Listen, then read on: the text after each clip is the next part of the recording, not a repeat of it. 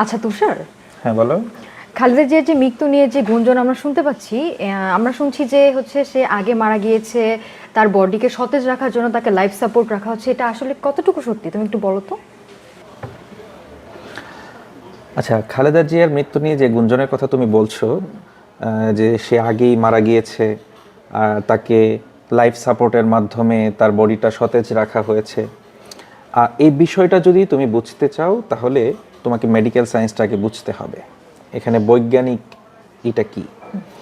Life support মানে হচ্ছে যন্ত্র আর ওষুধের মাধ্যমে একজন মানুষের শরীরের যে গুরুত্বপূর্ণ অঙ্গগুলো আছে সেইগুলোর কার্যক্রমকে সাময়িকভাবে সচল রাখা। তোমাকে এটা বুঝতে হবে, সাময়িকভাবে সচল রাখা, তাও যন্ত্র এবং ওষুধের মাধ্যমে। আর ভেন্টিলেশন মানে হচ্ছে একজন মানুষের ফুসফুসের কার্যক্রমকে সাময়িকভাবে সচল রাখার যে প্রক্রিয়া ভেন্টিলেটরের মাধ্যমে সেটা করা হয়।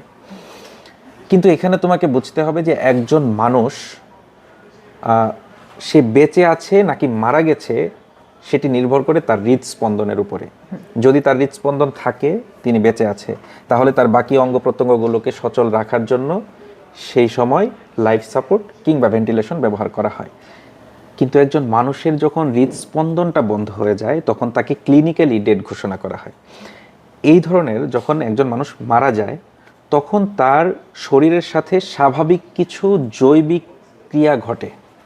হ্যাঁ, তার মধ্যে প্রথম যেটি সেটি হচ্ছে তার শরীর ঠান্ডা হয়ে যায়।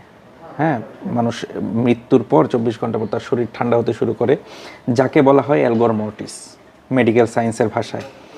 তারপর তার রক্তগুলো নিচের দিকে জমাট বাঁধতে শুরু করে, যাকে বলা হয় লিভার মর্টিস।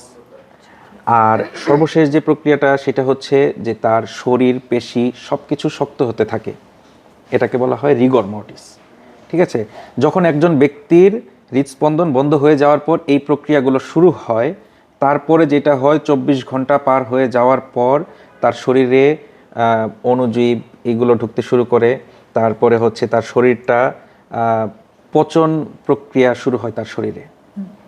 এরকম একজন মৃত মানুষকে কোনোভাবেই মেডিকেল সায়েন্সের ভাষায় লাইফ সাপোর্ট বলো, ভেন্টিলেশন বলো, কোনোভাবেই তাকে বাঁচিয়ে রাখা বা তার বডিটাকে সতেজ রাখা সম্ভব না।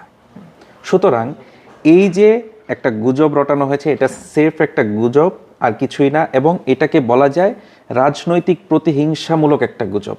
ধন্যবাদ তুষার তোমাকে। এর মাধ্যমে আমরা অনেক গুরুত্বপূর্ণ বিষয় জানতে পারলাম, যেটা হচ্ছে দর্শকদের যে ভুল ধারণাটা ছিল সেটা হচ্ছে তারা এই ভুল ধারণা থেকে বের হতে পারবে।